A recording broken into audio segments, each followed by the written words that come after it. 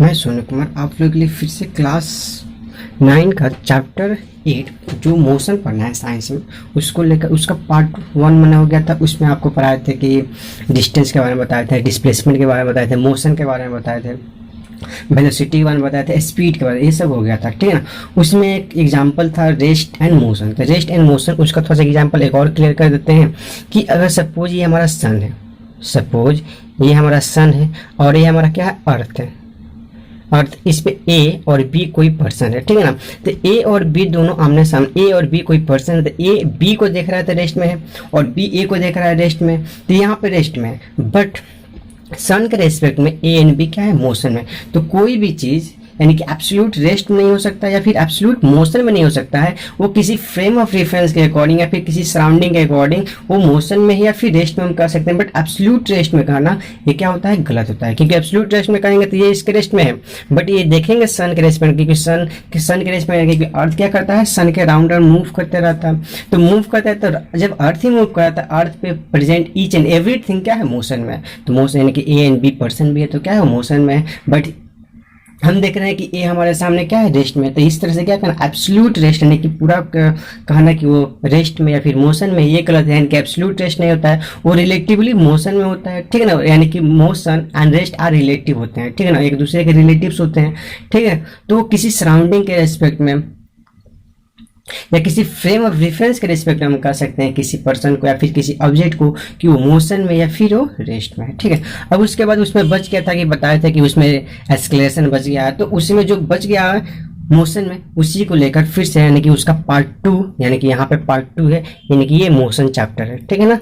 यानी कि ये मोशन चैप्टर है, उसी का पार्ट 2 आपको लेकर आए। चलिए इसमें बात करते हैं एस्केलेशन के बारे में। वेलोसिटी बता दिया कि वेलोसिटी क्या होता था, change in velocity by time, यानी कि चेंज यानी कि v बराबर होता था u यानी कि v minus you by T, यानी कि एस्केलेशन वेलोसिटी बराबर होता था डिस्प्लेसमेंट बाई टाइम, यानी कि डिस्प्लेसमेंट बाई टाइम हमारा क्या था, वेलोसिटी होता। अब पढ़ना है एस्केलेशन। तो देखिए एस्केलेशन कैसे डिफाइन किया, the rate of change of velocity of moving body with time, यानी कि रेट ऑफ, यानी कि रेट, यानी कि फिजिक्स में कहीं भी अगर रेट आता है तो इसका मतलब होता है, रेट का मतलब होता है विथ रिस्पेक्ट टू टाइम, यानी कि टाइम के अकॉर्डिंग हमारा रेट है। जैसे हम नॉर्मल में रेट पूछते हैं तो किसी भी सब्सटेंस का रेट पूछते हैं, किसी थिंग का रेट पूछते हैं, तो वो चला जाता है मनी के मनी कि उसका मीन होता है मनी। जैसे हम क्या करते हैं, रेट पूछते हैं, जैसे चावल का रेट पूछते हैं, ठीक है ना, वीट का रेट पूछते हैं, पल्स का रेट पूछते हैं, तो क्या करता है हमारा रेट, यानी कि 1 kg क्या इसका रेट है, 1 kg पर केजी उसका क्या रेट, वो बताता है। बट फिजिक्स में हम रेट का मतलब होता है विद रिस्पेक्ट टू टाइम, यानी कि यहाँ भी रेट आ जाता है, यानी कि वो टाइम को डिनोट करता है, पर टाइम को डिनोट करता है, ठीक है ना। तो rate of change of velocity, यानी कि चेंज ऑफ वेलोसिटी का जो रेट होता है of moving body with time, यानी कि टाइम के रेस्पेक्ट में, यानी कि उसी को बता रहा है, क्या कहता है, यानी कि फिर ऐसे भी बोल सकते हैं the rate of change of velocity is called acceleration, ये भी कर सकते हैं, ठीक है ना। तो it is a vector quantity. क्यों वेक्टर क्वांटिटी क्यों है, क्योंकि यहाँ पे वेलोसिटी आ गया, और पहले वीडियो में आपको बताया कि वेलोसिटी क्या है, हमारा एक स्केलर क्वांटिटी है कि वेक्टर क्वांटिटी, वो वेक्टर क्वांटिटी है, वेलोसिटी है वेक्टर क्वांटिटी है, क्योंकि इसमें मैग्नीट्यूड आता है, बट विथ यानी कि क्या होता है, इसमें डायरेक्शन भी आता है, डायरेक्शन को मेंशन करते हैं। तो हमारा वेलोसिटी क्या होता था, वेक्टर क्वांटिटी। तो वेलोसिटी, तो इसमें भी वेलोसिटी आता है, वेलोसिटी इसमें आता है। हमारा एक्सेलरेशन भी क्या होता है, हमारा वेक्टर क्वांटिटी होता है। इट्स एसआई यूनिट जो होता है मीटर पर सेकेंड स्क्वायर होता है, मीटर पर सेकेंड, क्योंकि वेलोसिटी का क्या होता है, मीटर पर सेकेंड, और फिर टाइम आता है तो टाइम का भी क्या होता है, सेकेंड होता है, तो मीटर पर सेकेंड बाई सेकेंड, तो मीटर सेकेंड इंटू सेकेंड, यानी कि मीटर, यहाँ पे मीटर इंटू सेकेंड हो जाएगा, क्या हो जाएगा, मीटर पर सेकेंड स्क्वायर, उसी को ऐसे लिखा जाता है, ठीक है। चलिए इसका डिफिनेशन, यानी कि एस्केलेरेशन क्या होता है, change in velocity by time करते हैं, यानी कि आगे फिर बताया तो ये वेलोसिटी बाई टाइम भी कर देंगे, तो हमारा एस्केलेरेशन वगैरह। अब टाइप्स ऑफ एस्केलेरेशन की बात करते हैं। तो एस्केलेरेशन क्या होता है, टाइप्स ऑफ एस्केलेशन की बात करें तो पॉजिटिव एस्केलेशन होता है, जीरो एस्केलेशन होता है, नेगेटिव एस्केलेशन, यानी कि इसका थोड़ा सा एग्जांपल दे दिए, आगे हम फिर से आपको पढ़ाएं कि टाइप्स ऑफ यानी कि एस्केलेशन यानी कि 3 होते हैं, ये आपको बताया देंगे। व्हेन द ट्रेन, यानी कि सपोज कीजिए, यानी कि आपको एग्जांपल इसका, अच्छा पहले बता देते हैं, उसके बाद फिर एग्जांपल बताएंगे, ठीक है। When the train start from rest it speed increases, जब देखते हैं प्लेटफॉर्म पे हैं, प्लेटफॉर्म से कहीं भी जर्नी करते हैं ट्रेन बाई ट्रेन, तो जाते हैं प्लेटफॉर्म पे ट्रेन लगी रहती है, वहाँ पे जैसे बैठते हैं तो कुछ समय बाद ट्रेन स्टार्ट होता है, तो ट्रेन स्टार्ट होता है तो स्पीड एकदम एट ए टाइम अपना स्पीड नहीं रहता, वो धीरे धीरे ग्रेजुअली क्या करता है, अपने स्पीड को इंक्रीज करते रहता है। तो वही लिखे हैं when the train start from rest, जब ट्रेन रेस्ट से स्टार्ट होता है its speed increases from zero, तो इसका स्पीड जो रेस्ट में था अब धीरे धीरे ग्रेजुअली यानी कि लगातार क्या हो रहा है, इंक्रीज हो रहा है। And say that the train is escalating, और कह सकते हैं कि ट्रेन अब क्या कर रहा है, उसका एस्केलेशन क्या हो रहा है, बढ़ रहा है। ठीक है ना, जैसे जैसे वेलोसिटी बढ़ेगा उससे वैसे उसका एस्केलेशन भी क्या होगा, इंक्रीज करेगा।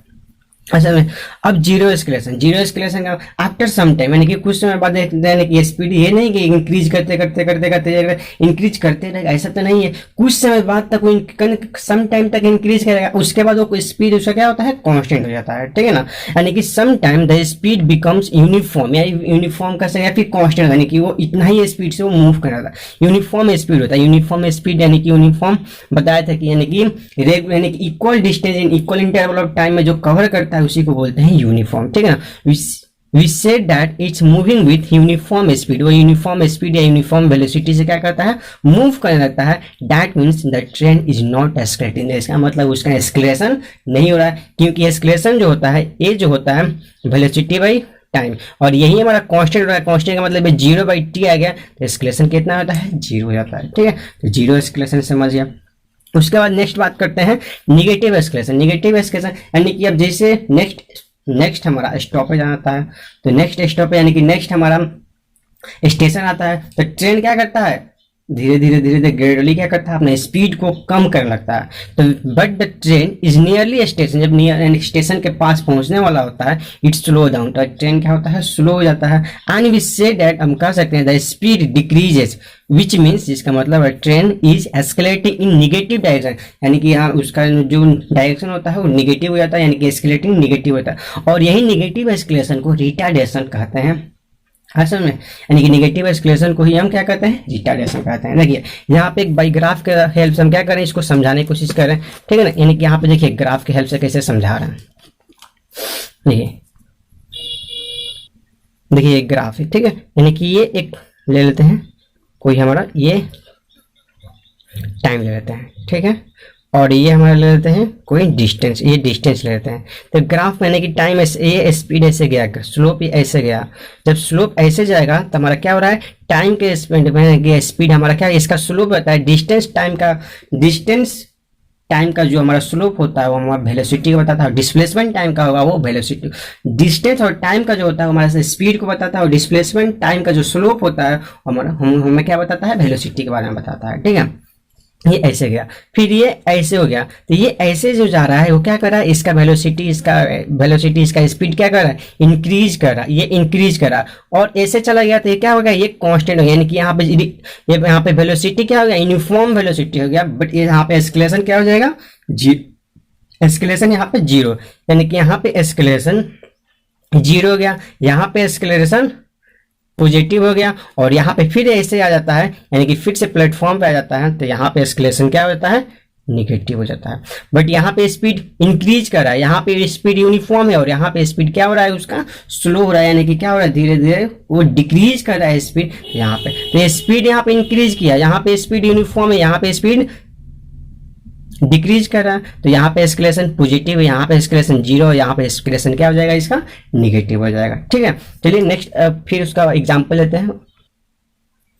देखिए एस्केलेशन लिखे हैं change in velocity by time, यहाँ चेंज इन वेलोसिटी भी लिख दिए हैं, यानी कि चेंज इन वेलोसिटी यानी कि final velocity minus initial velocity by time कर देते हैं, तो ये हमारा एस्केलेशन लिखा जाता है। जैसे यहाँ पे टी जीरो पे यानी कि हमारा वेलोसिटी क्या था, यू था, यानी कि इनिशियल वेलोसिटी यू था, टी पर हमारा वेलोसिटी क्या हो गया, v हो गया। तो यानी कि final velocity minus initial velocity by time करते हैं, चेंज इन टाइम यानी कि टी डैश माइनस टी करेंगे तो जीरो ही आ जाएगा, ये टी माइनस टी करेंगे तो जीरो हो जाएगा, तो हमारा क्या हो जाएगा टी। तो यही होता है एस्केलेशन का फॉर्मूला। या फिर जो वेलोसिटी बाई टाइम कर देते हैं, यानी कि वो चेंज इन वेलोसिटी अगर हमको दिया रहता है और टाइम से डिवाइड करते हैं तो हमारा क्या निकलता है, एस्केलेशन निकल जाता है। समझ में।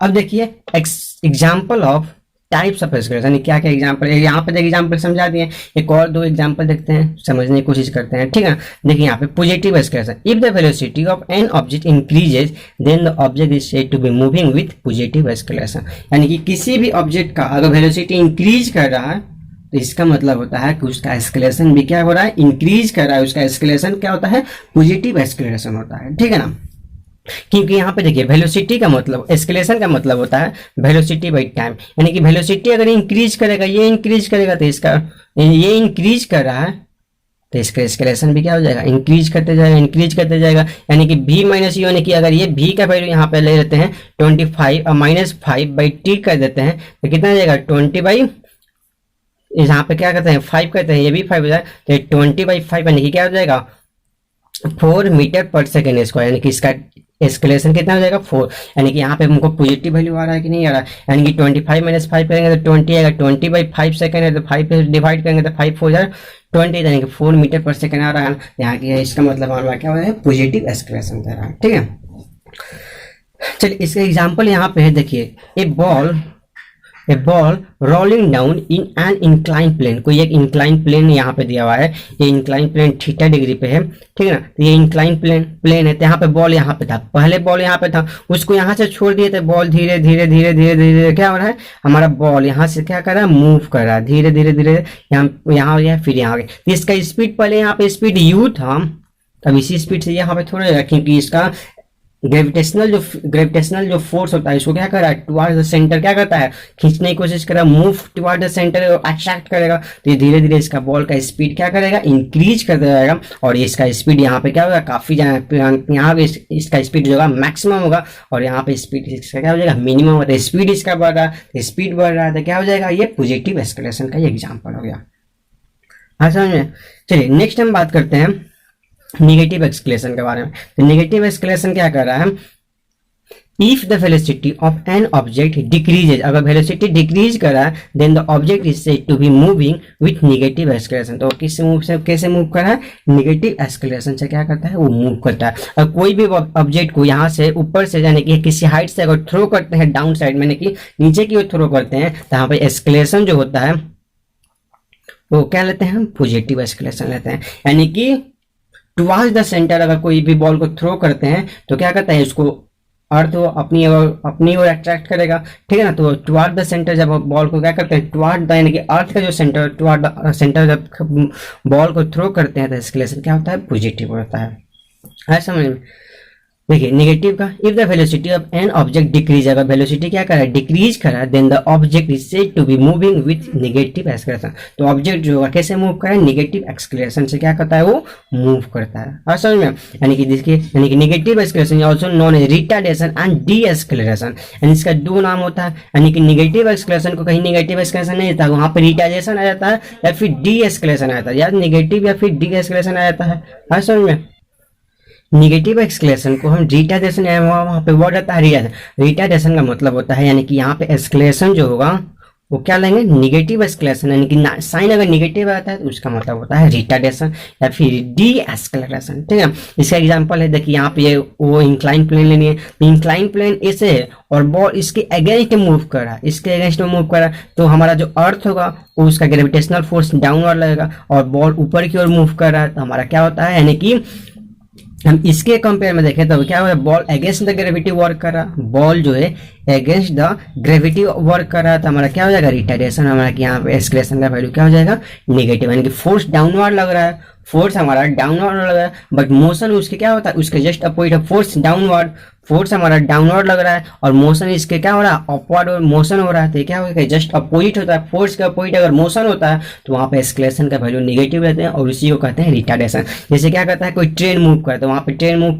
कर रहा था, तो स्पीड लगाते हैं तभी ना ट्रेन क्या होता है, धीरे धीरे स्लो होता है, तो स्पीड लगाए तो स्पीड लगाए रोकने के लिए, बट मोशन में भी है, मोशन में तो स्पीड यानी कि फोर्स हमारा इधर लगता है, फोर्स हमारा इधर, मोशन हमारा इधर जस्ट अपोजिट होता है, यानी कि फोर्स के अपोजिट में अगर मोशन होता है तो उसी को बोलते हैं रिटार्डेशन। समझ में, यहाँ पे देखिए, a ball throw vertically upward is moving with a negative acceleration as the velocity decreases with time, क्योंकि बॉल को क्या करते हैं, जैसे अप की ओर मूव करते हैं तो ये इसको gravitational force toward the centre यानी कि डाउनवर्ड लगता है, बट ये मूव करता है अपवर्ड, तो हमारा क्या होता है, वहाँ पे ए का वैल्यू क्या होता है, निगेटिव हो जाता है, और ये कुछ समय जाने के बाद, कुछ हाइट तक जाने के बाद इसका वेलोसिटी वहाँ पे क्या होता है, जीरो होता है, और फर्दर क्या करता है, बॉल हमारा डाउनवर्ड, यानी कि बॉल ऐसे जाता है फिर ऐसे मूव डाउनवर्ड की तरह मूव करना लगता है। अगर बॉल का स्पीड घटता ही नहीं है, डिक्रीज ही नहीं होता, तो बॉल यानी कि मूव करते करते बहुत हाइट तक मूव करता, बट बॉल का हाइट यानी कि सर्टेन हाइट तक जाने के बाद बॉल का स्पीड ही क्या होता है, यानी कि टेंस टू जीरो, जीरो तो नहीं होता बट टेंस टू जीरो हो जाता है। तो इसके बाद फर्दर वो क्या करता है, डाउनवर्ड की ओर मूव लगता है, और डाउनवर्ड किस स्पीड से मूव करता है, 9.8 मीटर पर सेकंड। यहाँ का अगर जी का वैल्यू कोई पूछता है तो जी का वैल्यू कितना है, एक्सेलरेशन ड्यू टू ग्रेविटी, यही है जी। तो जी का वैल्यू होता है एक्सेलरेशन ड्यू टू ग्रेविटी कितना होता है, 9.8 मीटर पर सेकेंड स्क्वायर होता है। तो निगेटिव में जी का वैल्यू यानी कि नेगेटिव एक्सेलरेशन होता है, वहां पे जी माइनस में होता है। पॉजिटिव एक्सेलरेशन में यहाँ पे ए होगा प्लस जी के बराबर होगा। यहाँ पे पॉजिटिव एक्सेलरेशन में ए जो होगा एक्सेलरेशन होगा प्लस जी का, यानी कि positive acceleration due to gravity होगा, और निगेटिव में जो ए का वैल्यू होगा माइनस जी के बराबर हो जाएगा। समझे, माइनस जी के बराबर हो जाएगा। ठीक है, चलिए नेक्स्ट बात करते हैं zero acceleration. If the changes in the velocity is zero, अगर चेंज इन वेलोसिटी अगर जीरो हो गया, यानी कि यहाँ भी वेलोसिटी 10 था, u बराबर भी 10, u बराबर भी 10 और v बराबर भी 10, तो change in velocity v minus you करेंगे बाई टी करेंगे, तो 10 माइनस 10 बाई टी करेंगे तो हमारा क्या हो जाएगा, 10 माइनस 10 करेंगे, यानी कि u भी 10 था, v भी 10 था, यानी कि चेंज इन वेलोसिटी जीरो हो गया, ये जीरो बाई टी यानी कि जीरो स्क्वायर है। तो वही बताया if the change in velocity is zero, अगर चेंज इन वेलोसिटी हमें अगर जीरो हो रहा है, दैट इज इधर the ball is at the rest, इसका मतलब है बॉल क्या है, रेस्ट में, यानी कि टाइम पास कर रहा है, बट टाइम पास कर रहा है बट हमारा पोजीशन चेंज नहीं कर रहा, तो उसका मतलब होता है यानी कि या तो बॉल रेस्ट में और मूविंग विथ यूनिफॉर्म वेलोसिटी, या फिर सेम टाइम में सेम डिस्टेंस को सेम टाइम में इक्वल टाइम ऑफ इंटरवल में इक्वल डिस्टेंस को ट्रेवल कर रहा है, तो उसका मतलब होता है यूनिफॉर्म स्पीड आपको यूनिफॉर्म वेलोसिटी बढ़ा दिया। Then the object is said to be to have zero acceleration, इसका मतलब होता है ऑब्जेक्ट के पास क्या है, जीरो एक्सेलरेशन है। जैसे एग्जांपल एक पार्क कार, यानी कि कोई भी पार्क होता है, पार्किंग एरिया में जो कार होता है उसका वेलोसिटी क्या होता है, जीरो होता है, क्योंकि उसमें एक्सेलरेशन नहीं है, रेस्ट में है। ठीक है ना।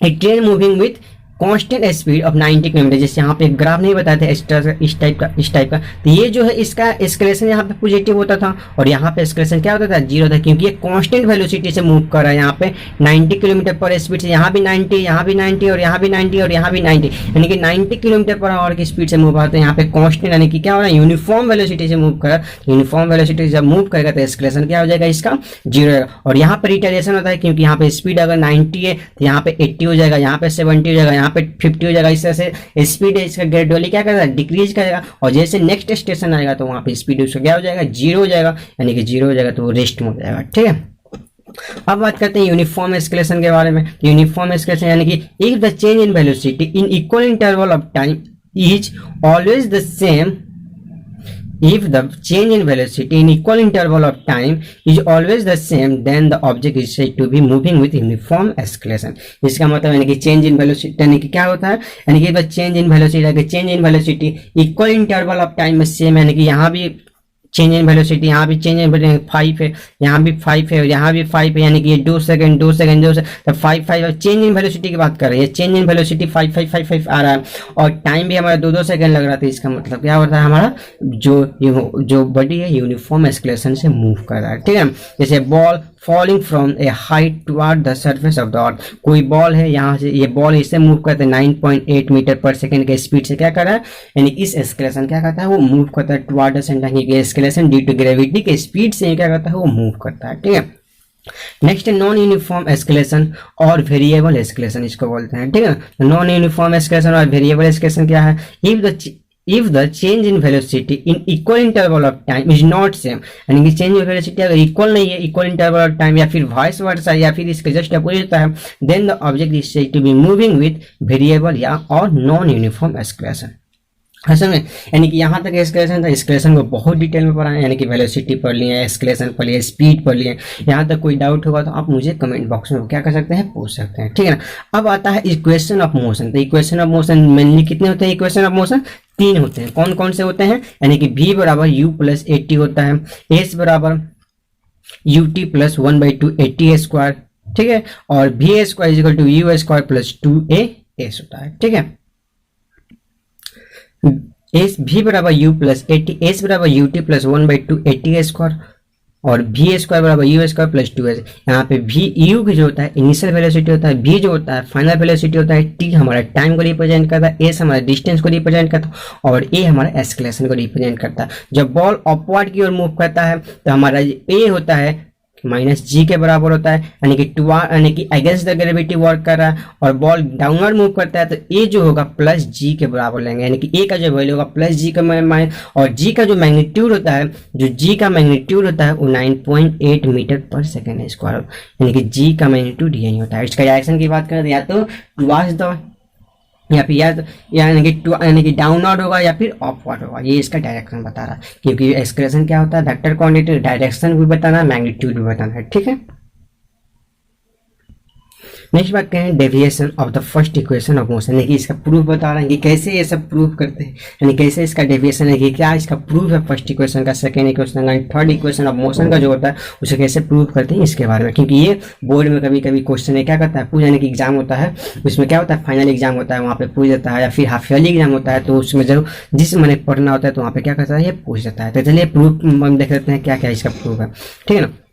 तो सबसे पहले क्या कहते हैं, consider a particle moving along a straight line with uniform acceleration a, consider कर लें कि कोई एक पार्टिकल से जो स्ट्रेट पाथ पे क्या कर रहा है, स्ट्रेट पाथ पे कांस्टेंट एक्सेलरेशन ए से क्या कर रहा है, uniform acceleration A, uniform acceleration अभी बताएं, यानी कि equal velocity in equal interval of, यानी change in velocity is same होना चाहिए in equal interval of time को, उसी को बोलते हैं यूनिफॉर्म एक्सेलरेशन से मूव करा। At time T let the particle be at A, यहाँ पे देखिए ए पे है, टी जीरो पे ए पे है, ठीक है ना, and U be its initial velocity, और यू जो है इसका इनिशियल वेलोसिटी है, एंड व्हेन टी बराबर T V is the its final velocity, V जो है इसका फाइनल वेलोसिटी। अब बात करते हैं एक्सेलरेशन की, तो एक्सेलरेशन क्या होता है, change in velocity by change in time, ठीक है ना।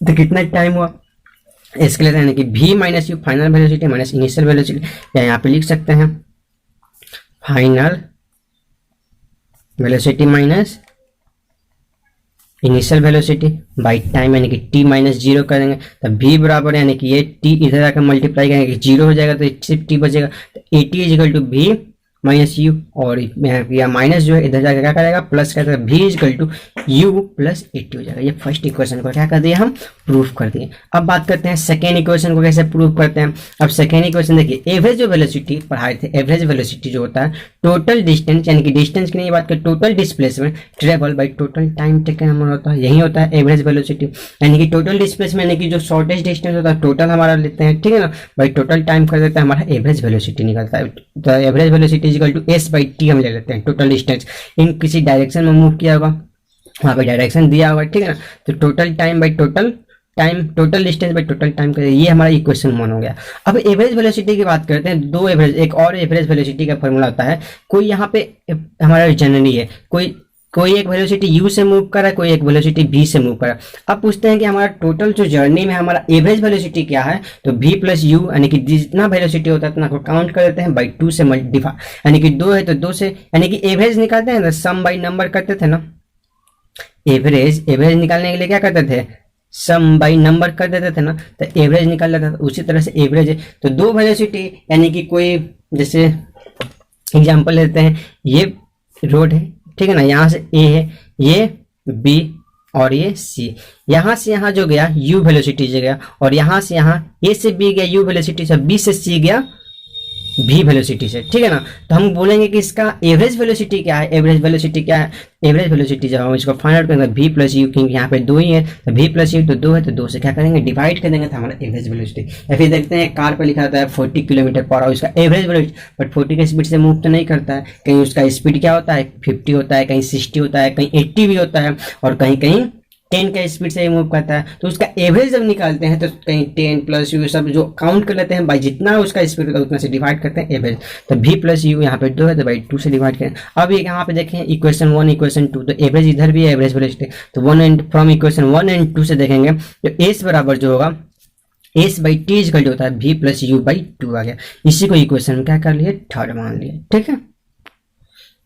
चलिए उसके बाद पुट करते हैं, पुट यानी कि v का जो था, जब v बराबर u प्लस एटी जो फर्स्ट यानी कि इक्वेशन ऑफ मोशन था ना, तो v बराबर u प्लस एटी ये हम पुट कर देते हैं इक्वेशन थर्ड में। s by T equal to v के जगह पे u plus AT plus u ये बाई टू, तो ये 2 इधर जाकर क्या करेगा, मल्टीप्लाई करेगा, 2 इधर जाकर मल्टीप्लाई करेगा, t इधर, तो u प्लस u 2u और एट टी इंटू टी हो जाएगा। जब इसको क्या करेंगे, सॉल्व करेंगे, देखिए s बराबर ये 2 इधर जाकर क्या करेगा, डिवाइड करेगा, तो 2 बाई टू यू टी, तो 2 से 2 कट गया और ये क्या जाएगा, ए टी स्क्वायर हो जाएगा बाई 2 हो जाएगा। तो सॉल्व करेंगे तो s बराबर U T plus 1 by two A T square, और यही था सेकेंड इक्वेशन ऑफ मोशन था। ठीक है, बात करते हैं थर्ड इक्वेशन ऑफ मोशन को कैसे प्रूव करते हैं। देखिए फर्स्ट इक्वेशन ऑफ मोशन जो था v बराबर u प्लस एटी था। अब जो u है इसको इधर आता है, v माइनस यू बराबर एटी, इसको फर्स्ट मान ले। एवरेज वेलोसिटी अभी बताया s बाई टी होता था, और एवरेज वेलोसिटी बराबर v by you, v plus U by to होता था, ये भी मान ले। तो फ्रॉम इक्वेशन 2 एंड थर्ड, ये 2 एंड थर्ड से s बराबर s by T equal to v plus U by two हो गया। ठीक है, मल्टीप्लाई बाय इक्वेशन 1, यानी कि जितना एलएचएस में मल्टीप्लाई करते हैं उतना आरएचएस में मल्टीप्लाई करेंगे तो हमारा कोई भी वैल्यू क्या होता है, चेंज नहीं करता। आप मैथ में पढ़ेंगे, यानी कि एलएचएस में अगर सेम नंबर से मल्टीप्लाई और आरएचएस में भी सेम नंबर से मल्टीप्लाई करते हैं, यानी कि यहाँ भी x बराबर y दे दिया है, तो यहाँ भी अगर 2 से मल्टीप्लाई करते थे, यहाँ भी अगर 2 से मल्टीप्लाई करते हैं तो हमारा 2x बराबर 2 वही है, कभी भी चेंज नहीं करेगा, इसका भी वैल्यू क्या हो गया, सेम हो जाएगा। तो सेम नंबर से मल्टीप्लाई डिवाइड करते हैं, तो यहाँ पे जो था फर्स्ट इक्वेशन में v माइनस यू बराबर एटी, तो ये जो वैल्यू होगा उतना ही वैल्यू ये भी होगा, क्योंकि दोनों आपस में इक्वल यहाँ पे दिया हुआ है। तो ये इस वैल्यू को, ये जो वैल्यू है उसको क्या हम मल्टीप्लाई किए, इधर मल्टीप्लाई कर दिया, और इसको क्या करें, इधर मल्टीप्लाई कर दिया। ठीक है ना, यानी कि सेम नंबर से मल्टीप्लाई किए हैं एलएचएस में, और सेम नंबर से मल्टीप्लाई किए हैं आरएचएस में। ठीक है, या फिर सेम नंबर से क्या होता है, जो रेशनल नंबर होता है सेम नंबर से मल्टीप्लाई डिवाइड भी करते हैं, उसमें चेंज नहीं होता। तो हम s by T into AT और v plus U by two into v minus U हो जाएगा। तो ये क्या हो जाएगा, a plus B into A minus B, तो A square minus B square, a plus B into A minus B का ये आइडेंटिटी क्या करते हैं, मैथ में हम यूज करते हैं, उसी आइडेंटिटी का यूज किए। और यहाँ से t से t कट गया, अब 2 यहाँ पे मल्टीप्लाई डिवाइड में दिया, क्या करेगा, 2a s हो जाएगा, whole is equal to v square minus U square. तो यहाँ पे सॉल्व किया तो v square minus U square equal to 2a, या फिर इसी को लिखेंगे v square equal to U square plus 2as, यही होता है, ये थर्ड इक्वेशन ऑफ मोशन होता है। ठीक है, इस तरह से तीनों इक्वेशन ऑफ मोशन को क्या करते हैं, प्रूफ कर दें। अगर आपसे प्रूफ पूछता है तो आप आसानी से क्या कर सकते हैं, प्रूफ कर सकते हैं। ग्राफिकल भी प्रूफ करने के लिए पूछता है तो आप पूछना मैंने कि नहीं थी करना है। ठीक है, अब इसका कुछ ग्राफिकल रिप्रेजेंटेशन देख लेते हैं, क्या क्या ग्राफिकल रिप्रेजेंटेशन होता है, कैसे ग्राफिकल रिप्रेजेंट करते हैं। कहीं 1 नंबर 2 नंबर, कहीं मल्टीपल चॉइस क्वेश्चन कैसे पूछ लेता है, तो चलिए उसको देखते हैं। ठीक है, उसके पहले क्या है, एक और टॉपिक पढ़ना होता है सर्कुलर मोशन। अब व्हाट इज सर्कुलर मोशन, तो सर्कुलर मोशन को डिफाइन किए, an object moving along a circular path, a circular track is called a circular motion. यानी कोई भी ऑब्जेक्ट अगर सर्कुलर पाथ पे या सर्कुलर ट्रैक अगर इस पे मूव कर रहा है तो उसको बोलते हैं सर्कुलर मोशन बोलते हैं। ठीक है, यहाँ पे देखिए एग्जाम्पल दिए हैं, an object moving along a circular track with uniform speed. अगर कोई एक सर्कुलर ट्रैक है, ये अगर इस पे बॉडी को यूनिफॉर्म स्पीड से मूव कर रहा है, it's an example of non uniform expansion. तो ये किसका एग्जांपल होता है, नॉन यूनिफॉर्म मोशन का एग्जांपल होता है, क्योंकि ये स्पीड इसका कांस्टेंट है, बट इसका साइन क्या होता है, ग्रेजुअली क्या करता है, चेंज करता है। तो नॉन यूनिफॉर्म ये वेलोसिटी का क्या होता है, एग्जांपल होता है। ठीक है, because the direction of the motion of the object goes on changing at every instant of time। और ये क्या करता है, इसका जो डायरेक्शन होता है, देखिए यहाँ भी चेंज कर रहा है, यहाँ भी चेंज कर रहा है, यहाँ भी चेंज, यहाँ पे ये यूनिफॉर्म मोशन नहीं, यूनिफॉर्म नॉन यूनिफॉर्म वेलोसिटी का क्या होता है, क्योंकि मोशन में तो हमारा क्या होता है, मोशन में तो हम स्पीड में हम क्या करते हैं, डायरेक्शन के बारे में नहीं पढ़ते हम, सिर्फ मैग्नीट्यूड, क्योंकि वो स्केलर क्वांटिटी है, बट वेलोसिटी क्या होता है हमारा, वेक्टर क्वांटिटी होता है। तो यहाँ पे नॉन यूनिफॉर्म वेलोसिटी का एग्जांपल होता है, कोई भी अगर ऑब्जेक्ट अगर सर्कुलर ट्रैक पे मूव करता है तो उसका स्पीड भले ही क्या हो कांस्टेंट हो, बट उसका जो डायरेक्शन होता है वो ईच एंड एवरी इंस्टेंट और ईच एंड एवरी पॉइंट पे क्या करता है, चेंज करता है, जिसके चलते वो क्या होता है, नॉन यूनिफॉर्म वेलोसिटी का एग्जाम्पल होता है।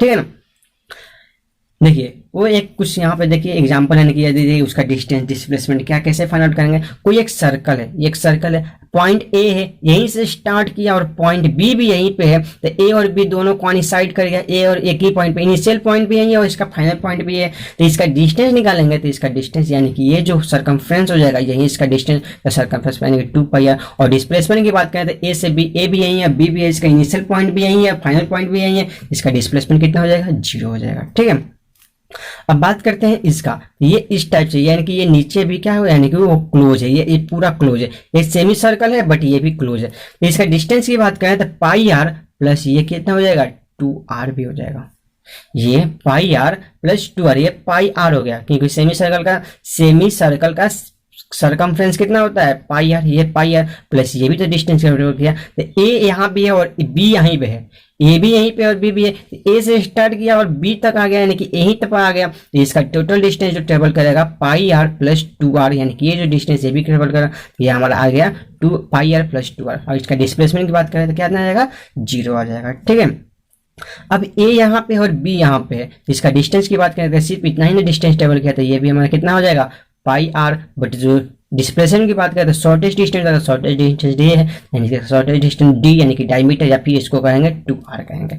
इसका लीनियर वेलोसिटी निकालते हैं, तो डिस्टेंस बाई टाइम करेंगे तो डिस्टेंस कितना होगा, 2πr/t करेंगे, यानी कि जितना डिस्टेंस ट्रेवल करेगा उतना बाई t से मल्टीप्लाई डिवाइड कर देंगे, इसका लीनियर वेलोसिटी आ जाएगा। ठीक है, चलिए बात करते हैं ग्राफिकल रिप्रेजेंटेशन का। ठीक है, तो distance time graph for uniform velocity यानी कि डिस्टेंस का डिस्प्लेसमेंट कर देंगे तो हमारा वेलोसिटी के लिए हो जाएगा, और डिस्टेंस रखेंगे तो हमारा स्पीड के लिए होगा। तो स्पीड के लिए और वेलोसिटी के लिए दोनों क्या होता है, यानी कि स्पीड में हो जाएगा हमारा डिस्टेंस आ जाएगा और वेलोसिटी में हमारा क्या आता है, डिस्प्लेसमेंट आता है। तो स्पीड और इसे क्या करेंगे हमारा देख लेंगे। ठीक है, दोनों के लिए एक ही हमारा बना दिया है। ठीक है, देखिए तो ये हमारा होता है यूनिफॉर्म के लिए, यानी कि ये हमारा अगर हमारा बॉडी जो है यूनिफॉर्म वेलोसिटी से मूव करा, यूनिफॉर्म स्पीड से मूव करा, ये डिस्टेंस है, ये टाइम है, तो इसका ग्राफ एकदम क्या करेगा, 45 डिग्री पे जाएगा। और इसका जो स्लोप होता है, इसका जो 45 डिग्री पे इसका जो स्लोप निकालेंगे, इसका स्लोप हमको क्या देगा, वेलोसिटी के बारे में या फिर स्पीड के बारे में देगा। स्पीड कब होगा, जब डिस्टेंस टाइम ग्राफ होगा, डिस्प्लेसमेंट टाइम ग्राफ होगा तो हमारा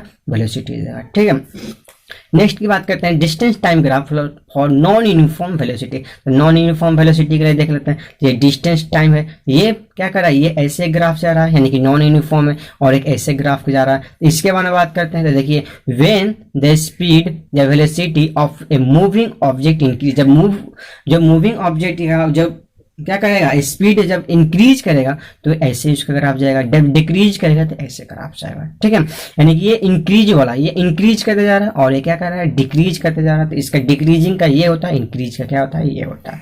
ठीक है ना, distance time graph for zero velocity. अगर जीरो वेलोसिटी की बात करें, जीरो वेलोसिटी तो नहीं कर सकते हैं, जीरो वेलोसिटी नहीं कर सकते हैं, हम क्या कर सकते हैं, ये जीरो वेलोसिटी का ही एग्जांपल है। ठीक है, distance time graph for zero velocity, क्योंकि यहाँ पे डिस्टेंस जो है कांस्टेंट यानी कि एकदम रेस्ट में, बॉडी रेस्ट में चेंज ही नहीं कर रहा, टाइम पास कर रहा बट ये चेंज ही नहीं कर रहा। जब हमारा वेलोसिटी का एग्जांपल आता है डिस्प्लेसमेंट बाई टाइम, तो डिस्प्लेसमेंट अगर जीरो हो जाएगा, टाइम कुछ भी हो जाएगा तो क्या हो जाएगा, जीरो वेलोसिटी। ये जीरो वेलोसिटी क्या होता है, ये ग्राफ होता है। इस तरह से जीरो वेलोसिटी क्या करते हैं, ग्राफ रिप्रेजेंट करते हैं। ठीक है, चलिए बात करते हैं वेलोसिटी टाइम ग्राफ। तो इसका जो स्लोप होता है हमको एक्सक्लेशन देता है, और इट्स एरिया का जो होगा, एरिया जो होगा वो हमको किसके बारे में बताएगा, डिस्टेंस होगा। अगर हमको वेलोसिटी टाइम ग्राफ दिया है तो उसका एरिया निकाल देंगे, अगर उसका एरिया निकालेंगे तो हमको डिस्टेंस निकलेगा, और उसका स्लोप निकालेंगे तो इसका एक्सक्लेशन निकलेगा।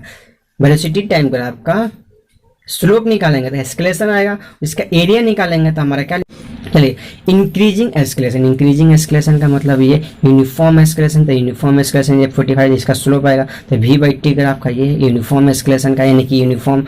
अगर ये नॉन यूनिफॉर्म एस्केलेशन तो उसका ग्राफ ऐसे होता है, बट इंक्रीज कर रहा है यानी कि इसका वैल्यू क्या हो रहा है, पॉजिटिव एस्केलेशन आया था, पॉजिटिव एस्केलेशन ये होगा, तो पॉजिटिव एस्केलेशन का ये यानी कि ये नॉन यूनिफॉर्म का है, और ये नॉन यूनिफॉर्म एस्केलेशन का क्या होता है, ग्राफ होता है। अब डिक्रीजिंग एस्केलेशन या फिर रिटार्डेशन या फिर डी एस्केलेशन का ग्राफ, यानी कि ये क्या कर रहा है, डिक्रीजिंग यानी कि नॉन यूनिफॉर्म रिटार्डेशन, यानी कि नॉन यूनिफॉर्म रिटार्डेशन का, और ये यूनिफॉर्म रिटार्डेशन यानी कि यूनिफॉर्म से रिटार्डेशन से कर रहा है, ये नॉन यूनिफॉर्म रिटार्डेशन का क्या होता है, ग्राफ होता है। ठीक है ना, इसमें कुछ नहीं समझाने वाला। यहाँ पे जीरो एस्केलेशन की बात करते हैं v/t है, तो ये क्या हो रहा है, यानी कि टाइम जो है यहाँ पे यहाँ पे टाइम यानी कि वेलोसिटी क्या होता है, कांस्टेंट, वेलोसिटी हमारा एक्सक्लेशन निकालेंगे तो जीरो, भाई ये कांस्टेंट होता है टाइम, देन क्या हो जाएगा एक्सक्लेशन भी हमारा कितना आ जाएगा, जीरो होगा। तो इस तरह से क्या कर सकते हैं हम, वेलोसिटी यानी कि जीरो एक्सक्लेशन का हम निकाल सकते हैं। इस तरह से ये चैप्टर आज यहीं खत्म होता है, ठीक है ना। जैसा कुछ क्वेश्चन होगा जो आपको थोड़ा अगले वीडियो होगा या फिर 1-2 दिन में जो होगा, जैसा क्वेश्चन यानी कि जो न्यूमेरिकल क्वेश्चन होगा, न्यूमेरिकल क्वेश्चन लेकर आपके सामने आ जाएंगे, ठीक है ना। कुछ बता देंगे आपको, कुछ क्वेश्चन दे देंगे, आप सॉल्व कर सकते हैं, ठीक है। चलिए मिलते हैं नेक्स्ट वीडियो में, ठीक है, धन्यवाद।